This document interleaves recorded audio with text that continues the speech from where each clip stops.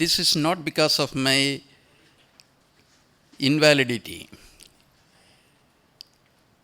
I am a senior most student now among you. I don't want to be considered as a retired teacher. I am the senior most learning student of history.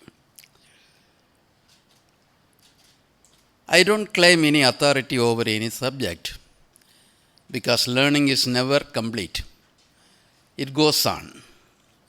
But the thing is that those who had the privilege of commencing their learning early ought to share their concerns and views with the upcoming generations. That is the only thing I want to insist in this audience. I am very happy to be here. My acquaintance with this college is more than nearly 60 years. I wrote my PG examination from this college, Loyola College. And then, as a leader of the teachers' movement, I received much support from this college faculty. When we were arrested and put in prison, we spent nearly a month in the prison. And my close associates in the prison were Loyola College teachers. Every evening, they used to hold some sort of cultural meet, composing poems and then entering into some sort of pattimandram. So we will not sleep until it was 11 or 12. When there were crises for the teachers about the security, when some of the 3 teachers were unceremoniously dismissed from the Madras Christian College, a statewide strike was launched by us. At the time, I happened to be the president of the association. Your teachers accompanied me everywhere. I traveled throughout the state, met the teachers and the public, solicited the support for the proposed strike. The strike went on for a month. And finally, the then Chief Minister Jayalalitha invited us for talks. And the 3 teachers were reinstated in Christian College. And every time I was in a moment or crisis, this college extended very useful support to me. So I am grateful to your college, to your teachers, and to the students too. Now, this endowment lecture, Hiralal endowment lecture, when your teacher approached me, what sort of topic I can choose for this endowment lecture, I immediately thought of the present trends, ongoing trend in the field of history in our country. So I thought of some topic that will facilitate me to share my views with you. At first I chose subject as object in history. Subject as object in history. What do we mean by that? In history, when you go through the various history books, history text, you will find that it is nothing but past politics, glories of heroes, winners of battles, and excellent creations of poets, their priestly class and their accomplishment, their huge buildings, and their marvelous campaigns. History was centered around dominance. We never found fault with that approach of history so far. I don't find fault with the earlier writers of history because the concept of history has been undergoing change from time to time. History is not merely the collection of tales. History is not merely the collection of events, chronicles. History has to be treated as a social science. You can call anything social science only when it is relevant to the social needs. What is the use of reading tales and admiring the heroes? Ponniyin Selvan, Parthiban Kanavu.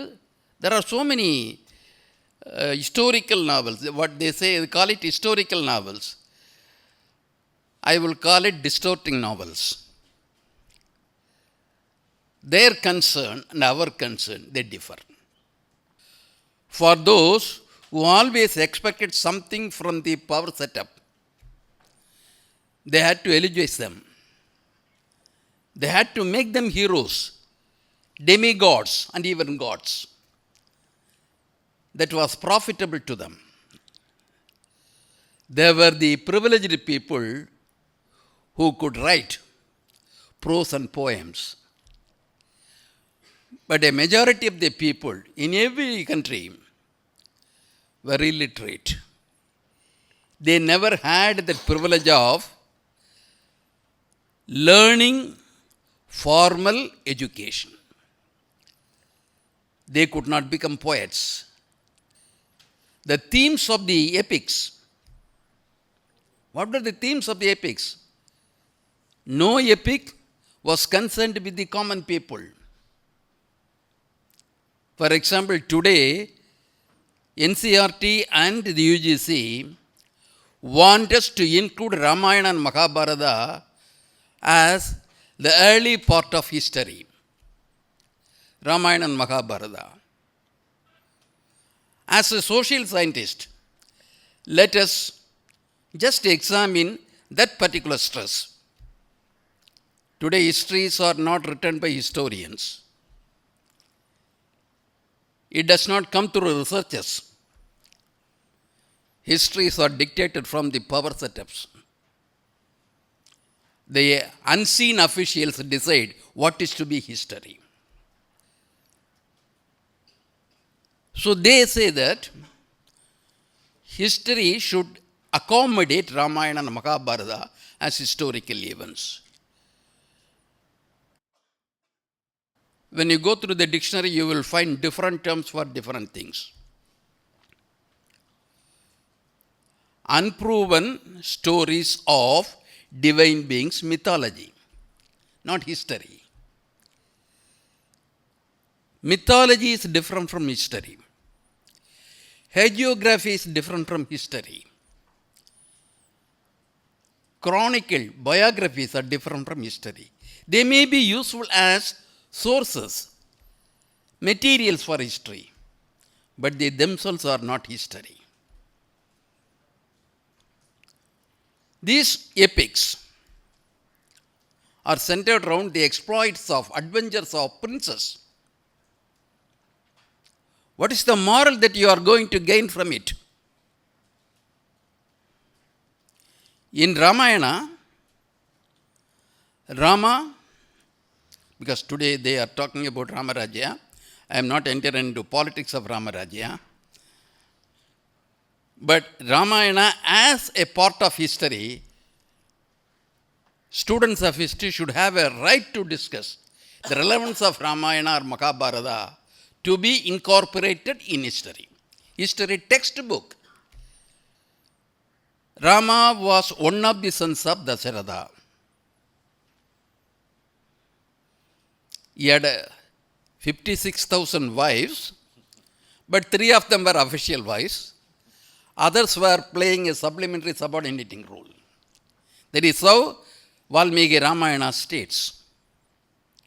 60,000 wives in one account. So he could not even identify his wives in what a crowd.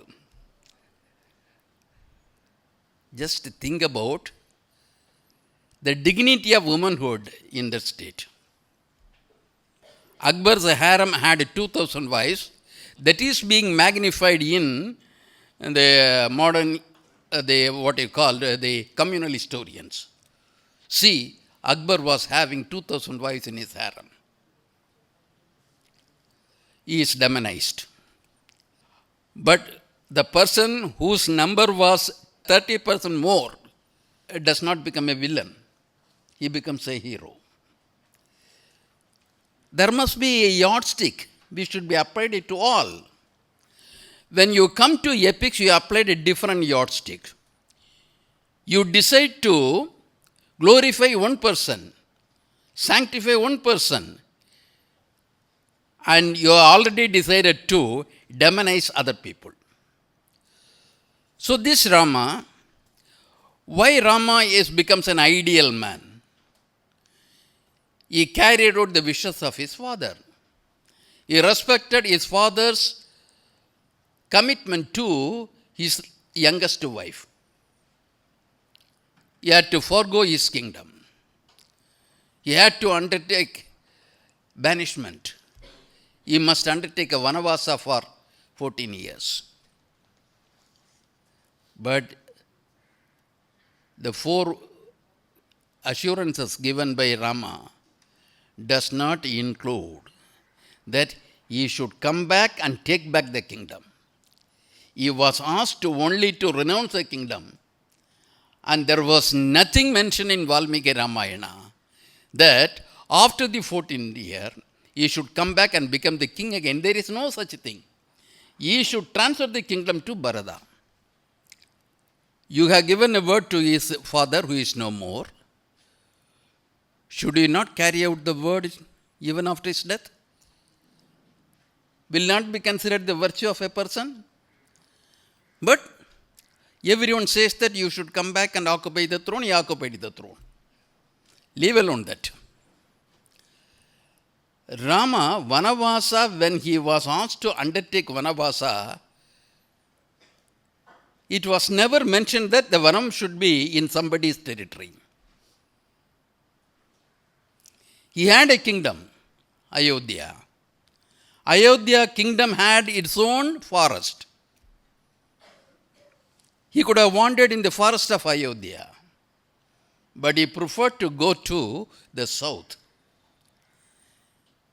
the forest of other regions, other kingdoms. Definitely, it was meant to provoke the neighboring kingdoms. It was an encroachment. If some Pakistani entered into India now and he was wandering here, will your NIA keep quiet? Will it not become a very huge issue? So Rama entered into others' territories and indulged in a conflict with others too. That ethics. Wars were provoked, glorified, and it was called the duty of the king. All the epics state that the kings should wage war, should clear forest. The deforestation had been a mission of the kings in the epics. They never bothered about the flora and fauna, the natural balance. They never bothered about that. They went on destroying everything surrounding us. But will you consider that a sin today? If we commit it, it is a sin. If Rama committed in those days, they will say that that is Yuga Dharma.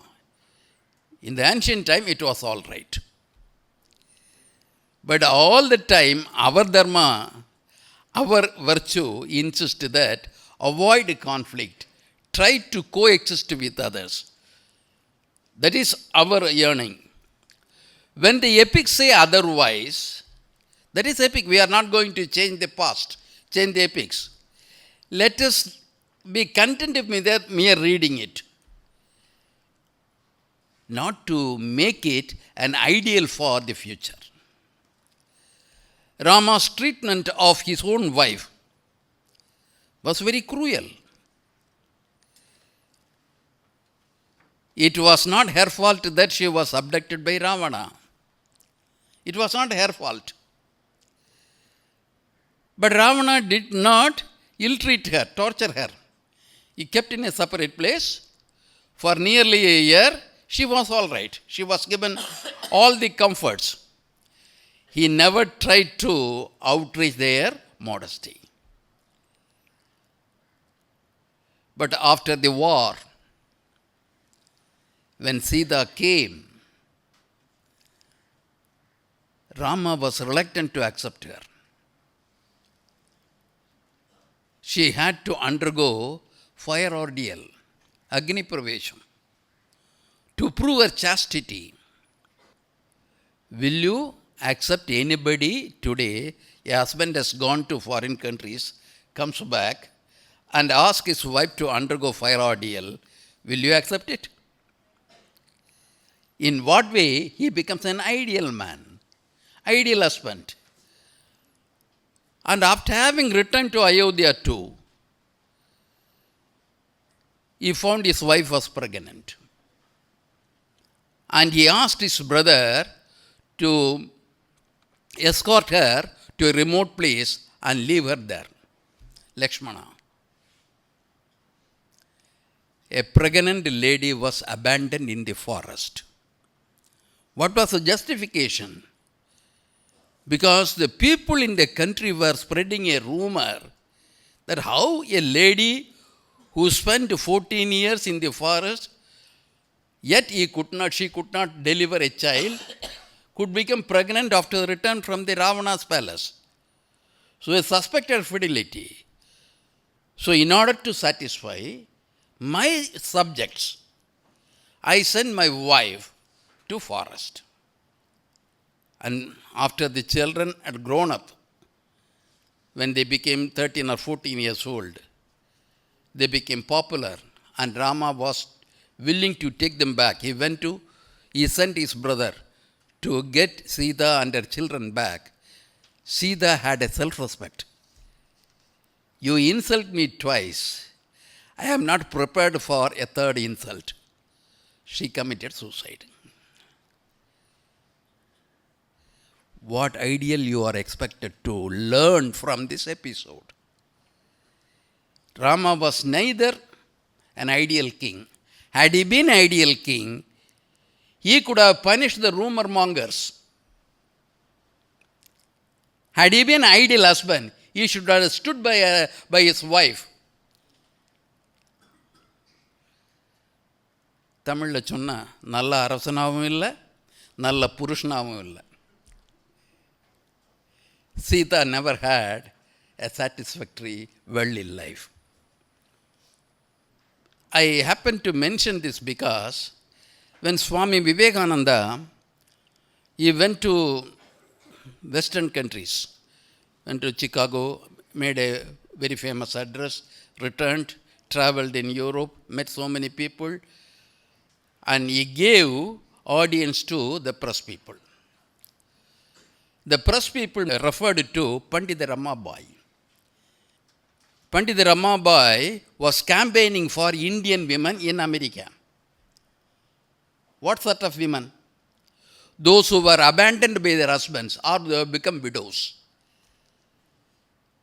Child widows were there in India. And for these orphaned women, she was carrying on a campaign in America and collecting funds to promote some organization to protect them. The press people asked Vivekananda, you paid encomium to your country. You said it was the ideal state. But we hear stories that your women were, the child marriages were taking place and child widows are there and women are forced to commit sati and the infant, newly born female children are thrown in the rivers. And are you not ashamed of it? all these are false propaganda, Vivekananda stated. The annual reports are there. Census reports mentioned that. Yet he could say that these were all false propaganda carried out by Pandit Rama Boy to secure some funds from the Christian missionaries.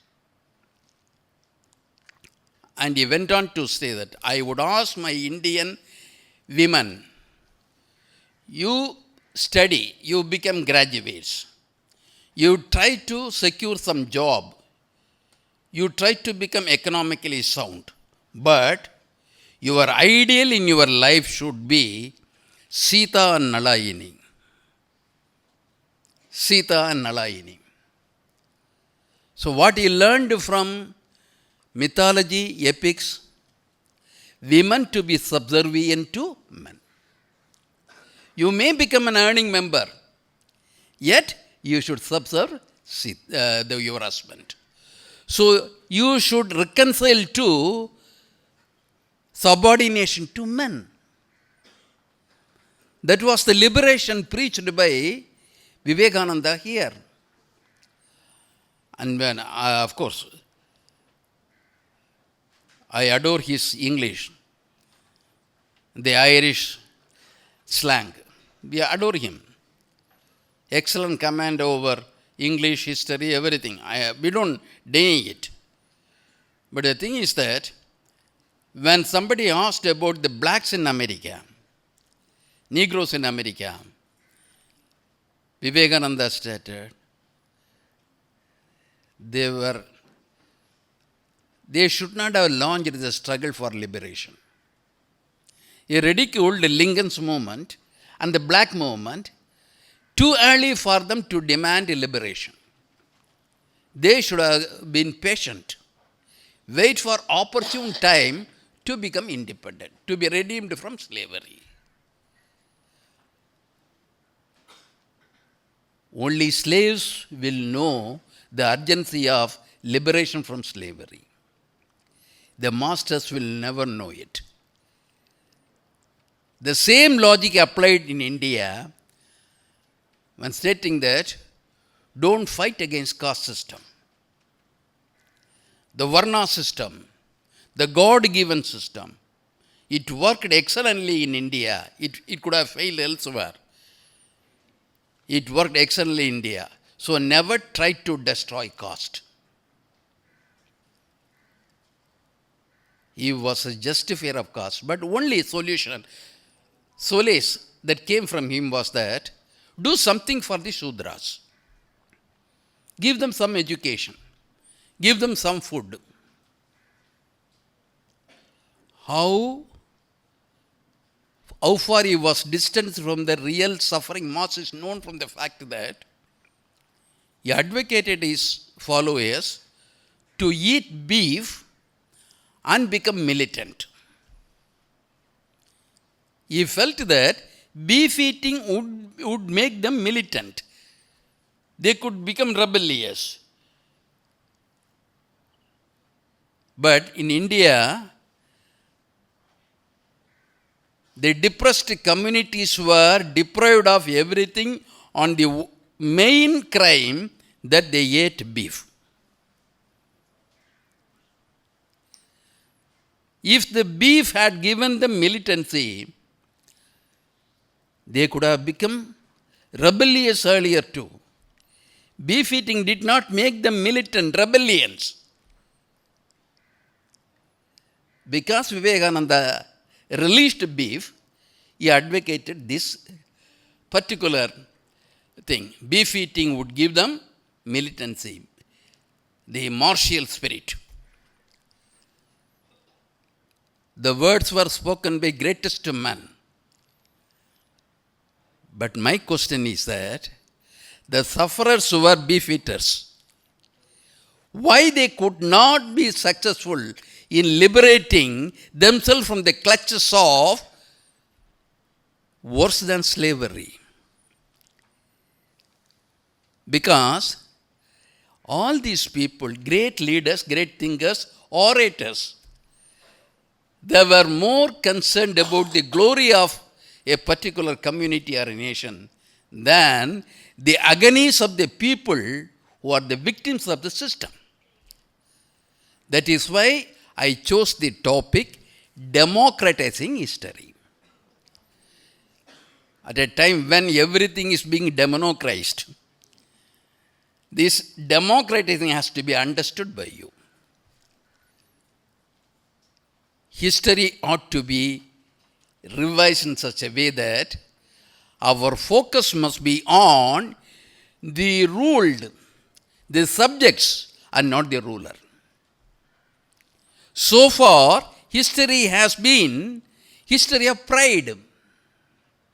The great rulers whose conquest, whose excellent structures, and their romantic adventures, they have become themes of our history. They never bothered about the subjects. These dominant section constitute not even 2% of a population. 98% of the population are non-dominant sections. How they were impacted by their development, by their conduct, by their achievements, by their pride. Nobody thought of it. Nobody bothered it. Yet they say that glorification of the heroes of our nation is identical to our patriotism. If you are a patriot, accept these people as your heroes. This I say that a perverted patriotism. Patriotism should mean not only love of the territory, love of the order, but love of the common people. Unconcerned with the common people. They always paid encomium to the people who were occupying the thrones. Here, by democratizing history, I mean to make you feel that let us give up pride history. Let us try to know the history of the people through the ages. When you read about civilizations, you are making a mention to their huts, their dwellings, their pots and utensils. Everything you make it, pottery. So people's lives are explained while examining the civilization. The same yardstick is not used to assess the greatness of kingdoms. When you come to the age of kingdoms, how many battles the king fought? How many victories he had? How many territories he occupied? How many danas he gave to the priest? That is how it is written. How many poets composed excellent literature? How many temples he built? But the fact is that when a pyramid was built, I often used to refer the pyramid at Giza. The Giza pyramid had 23 lakhs of stone slabs piled up one above the other, 441 feet high. How each stone slab weighs more than 1 ton. How these stone slabs were carried from remote places, piled up, and this huge pyramid was built. So we wonder, we are amazed to see that the pyramid. We glorify the pharaohs. But how many slaves were used for the construction of that pyramid? How many slaves died in that process? They were not even paid wages. There was no compensation. Lakhs of families were orphaned, while a mausoleum for a king was constructed. Why the pyramid was constructed? Because king had a superstition that after his death, the body must be preserved, waiting for the resurrection. The God will come and will conduct a trial and will list out his sins and virtues. And when he comes for the day of a trial, the body must be available. But the common sense makes him understand that if a person dies, his body begins to decompose. It may not survive. So where he used science to preserve the body, mummification took place. And keeping that corpse intact, he built that pyramid. For one man's emancipation, one king's emancipation, huge structures were built, thousands of slaves were sacrificed, and the state's treasuries were emptied. And how many mountains were undone? Egypt was not this much barren in those days, because all these mountainous regions were undone for the purpose of building the pyramids. They lost the forest cover, green cover. We suffered. The same thing is applicable to our temples too. Tanjore temple, 250 feet high. From where the rocks were procured? Who did the manual work? People subject, a loyal subject, are expected to render free service. Free service for the royalty. But the same people could not enter the temple after its completion. They had no right to enter the temple to offer worship to the Lord. And what happened to the people? And for the maintenance of the temple, thousands of acres of lands were dedicated to the temple. Devadanam. Not only from that region, the surrounding region too. What sort of land? Barren land? No. Only fertile lands could be given as dhanam. And who made them fertile? The local peasants. They were owning the land as owners of the land. Once the temple was built, the owners had become landless labor. They lost their land, they lost the right. How many deaths took place when they resisted this move, when they were alienated from their own lands? In history, we are not bothering about these things. We sing the glories of the great temple. Brihadeeswaram. Ada Tamil padithe Periya Kovil. And for the temple, you provide employees. Goldsmith, all called the other smith, all the Panchaloka, everything. The workers are dedicated to the temple. The weavers, they were dedicated to the temple. So every type of workers were assigned to the temple. These workers cannot fix a price for their produce. Because if you demand a price, that will be treated as irreligious activity. You should have faith in God. Never ask for your appropriate price. They had no right to claim a fair price for their commodity. The social order was such that the topmost people enjoyed everything, and the bottom, all the masses were forced to live in subhuman conditions. In history, we never recorded these things. In such history, we don't find interest. Because we want glorious Taj Mahal. Today, the people want to call it Tejo Mahal, because they don't want a Islamic structure. Only the Hindu, Vedic, Brahminical culture could produce such marvelous building. So, the Taj Mahal should be called a Tejo Mahal. The Red Fort should be called in a different name.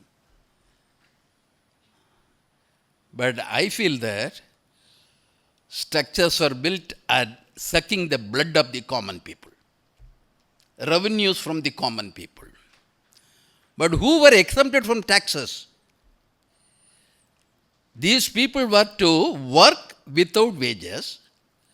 Same people asked to bear the burden of taxes, and those owners of the land, the Brahmadeyam owners, they were exempted from taxes. Rich were exempted from taxes. Victims were made to bear the burden. This we called an ideal state. We want to go back to Rama Rajya or Rajaraja Rajya. Friends, never try to seek golden age in the past.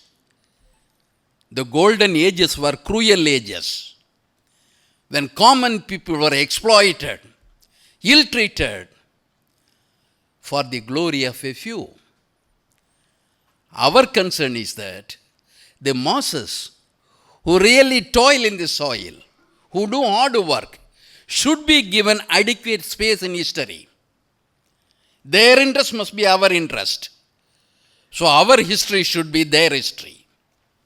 Today it is not so.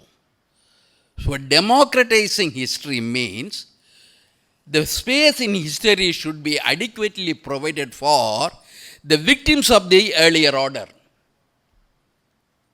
The pride is associated with agonies, pains. Pride for the top, agonies, pain for the people who live below. And history is not mere statement of past events. History should instill in you, inculcate in you certain wisdom, certain virtues. Your concern for the people should grow. If you are given such a history where people's sufferings were magnified and pride is not our prime concern, such history will make you more humane. History must humanize you. That humanization comes only when democratization takes place. Democracy itself has undergone changes. The word democracy. Now whether we are going to have democracy tomorrow, we do not know. But in the past, democracy was unknown. Even Aristotle, who was the first one to deal with political science, how he defined democracy, the perverted form of polity, rule of many. The perverted form of rule of many is democracy. But today, what do you mean by democracy? Power should belong to the mass.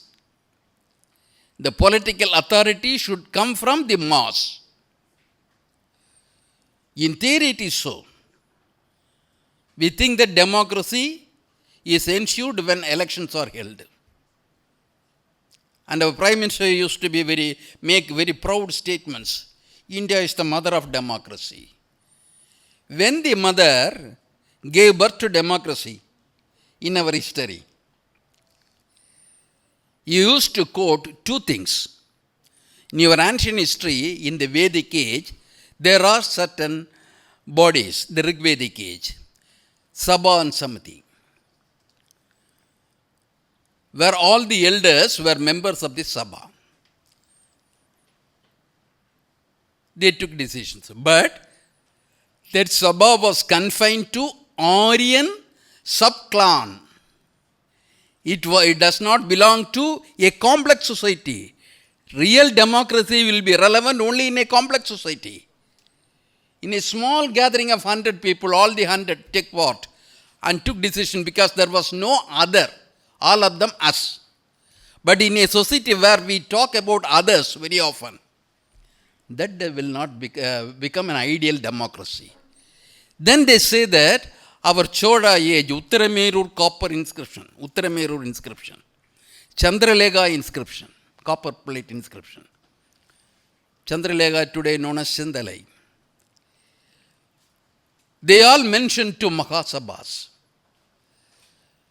Maha Sabha is the symbol of democracy. And Modi and similar group I do not know whether they are knowingly doing it or out of ignorance they state it. They say it is a democratic institution.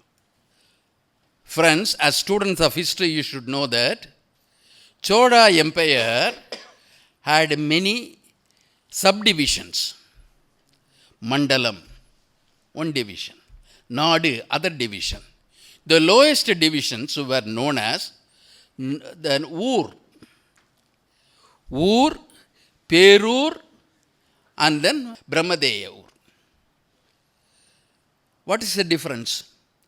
The common towns were owned by councils known as Urar, Tani Urar.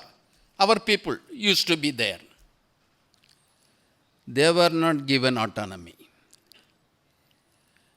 But the Maha Sabhas were the organizations of the Brahmin settlements, Brahmadeyam.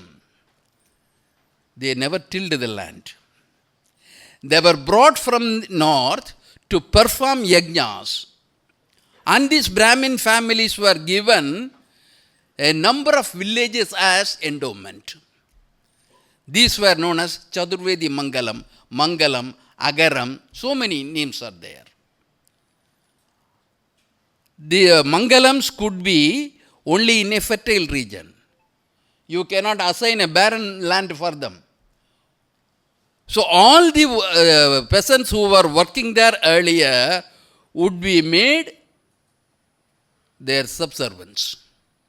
Without any right over the land, they would be asked to do work for the Brahmin landlord. So there were other people in the Chadurvedi Mangalam. There were Velalas. There were the handicraftsmen. There were weavers. There are so many other people. The Maha Sabha is meant only for the Brahmin families. They collected themselves into a gathering. That gathering put some slips in a pot, and a Brahmin boy, again the same community person, child, would select as many number of persons to be elected from this list. They would be read and they will be declared as members of the Maha Sabha. And this Maha Sabha would control everything in the territory. Sometimes a Maha Sabha consisted of some 20 villages, 30 villages. And all the territories were under their control. No government servant could enter into the territory without the permission from Maha Sabha. Taxes would be collected, but collected by the Maha Sabha Brahmin officials. And they would hand over it to the government people. There was a state within a state. A communal sectarian privileges, can it be considered as a democratic institution? By democracy we mean participation of all, not a particular sector. Here, a state could not interfere in a sectarian arrangement, and you call it an ideal democratic institution. History is distorted. Even Nilakanta Shastri stated that it was not democracy. It was a selection by lot and not election by vote. Nilakanta Shastri stated in his history of South India. Selection by lot, not election by vote. But our Prime Minister says that we were model to democracy elsewhere. What do we mean by democracy? In France, when the French Revolution broke out, what is the significance of French Revolution? There are three classes. There was no caste in France. They were fortunate. There were three classes: nobility, clergy, and commoners. They had their own representative institutions, state general.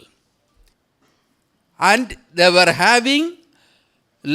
landowners. The first two were landowners. The clergy was having thousands of acres of land. The nobility was having land. The commoners did not have a land. The French Revolution ended this class structure. They redistributed land. Second thing, they divest politics from religion. Civil rights were ensured. For the first time, rights were secularly decided. In the past, we had no rights, no epics, no smriti will give you anything about the rights, because rights is unknown to us. Duties are always mentioned. Your kartavya, it is always insisted. There is no mention of right. There is no word for right in our ancient literature.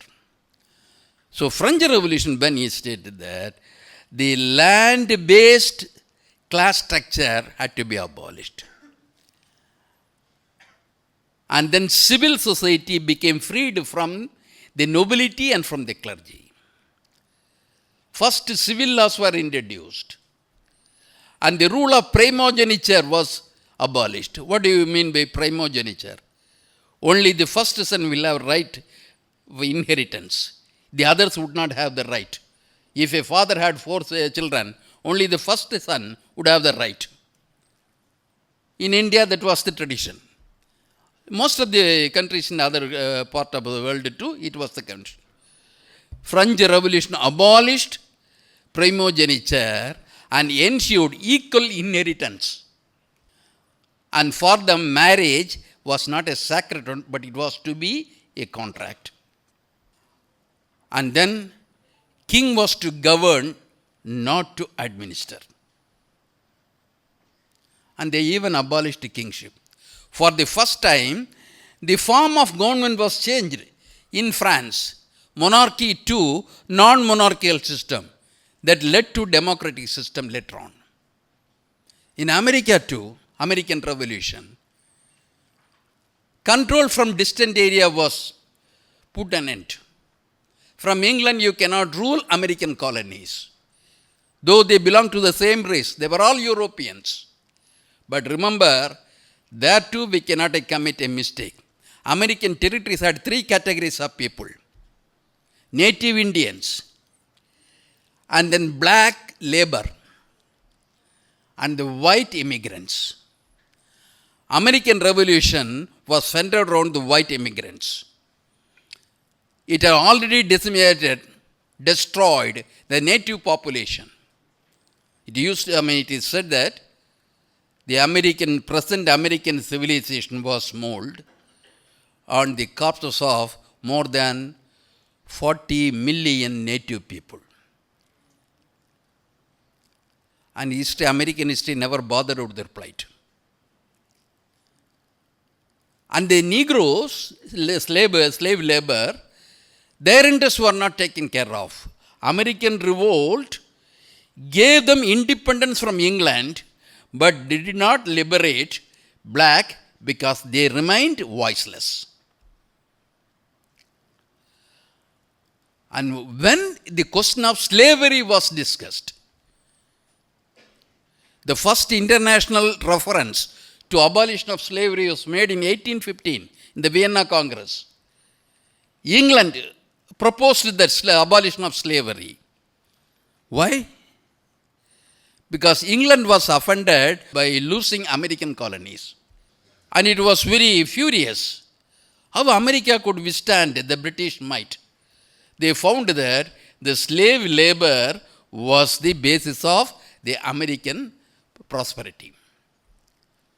So if that could be cut off, the Americans would not claim that equal strength. As a retaliation, they wanted to put an end to slave trade, mostly to offend America.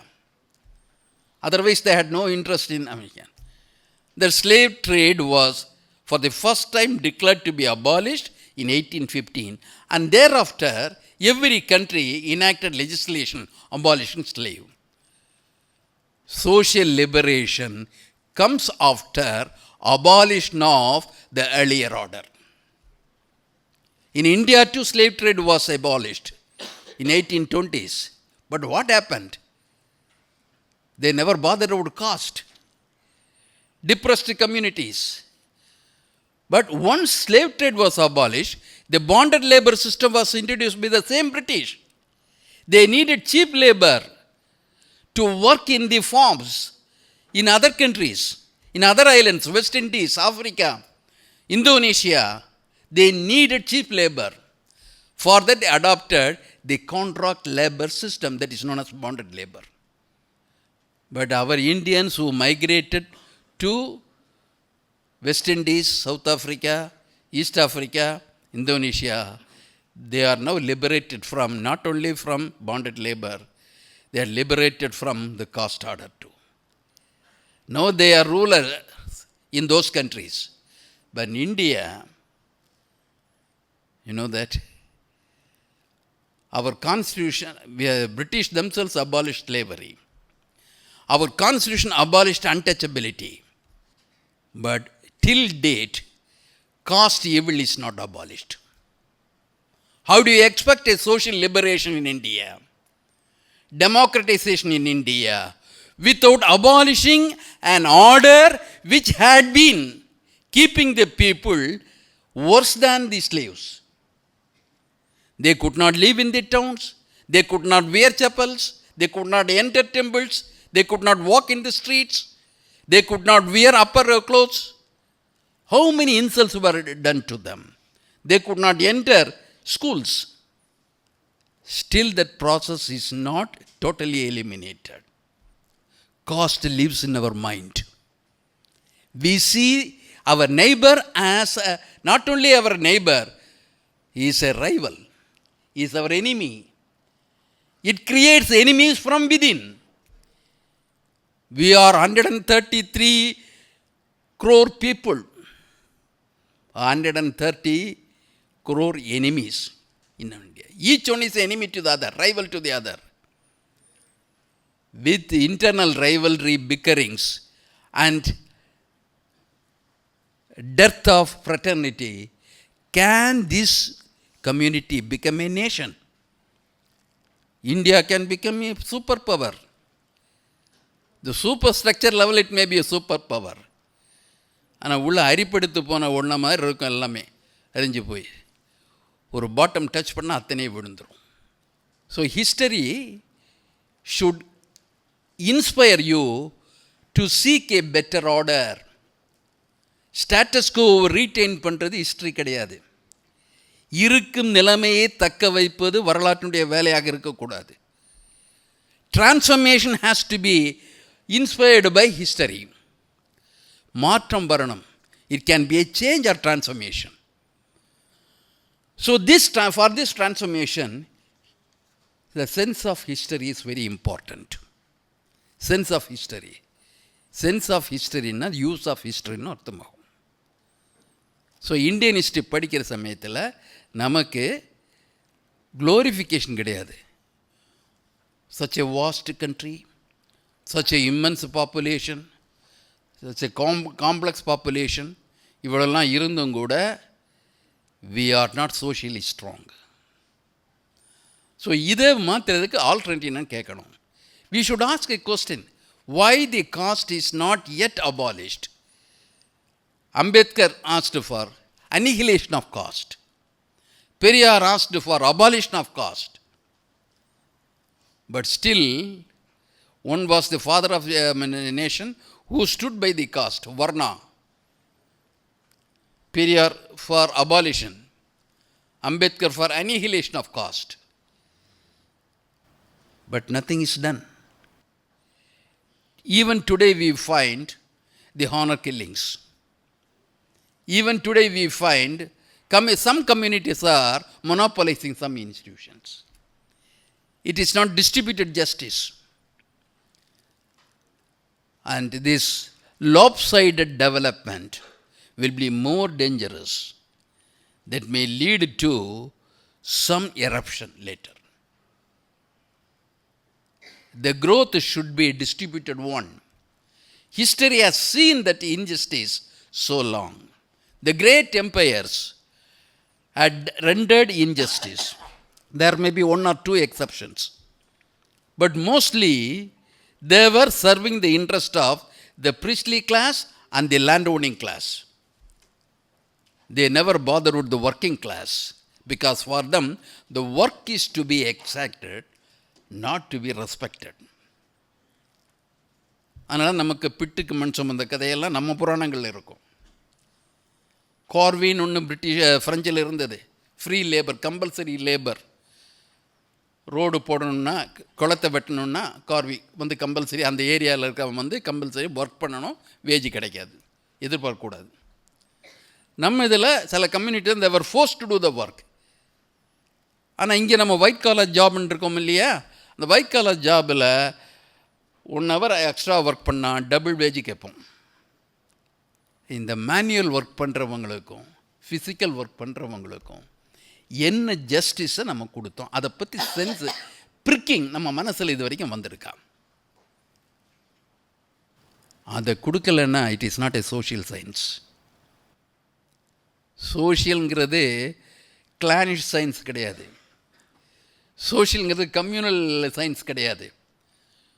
We should live together amicably, justly.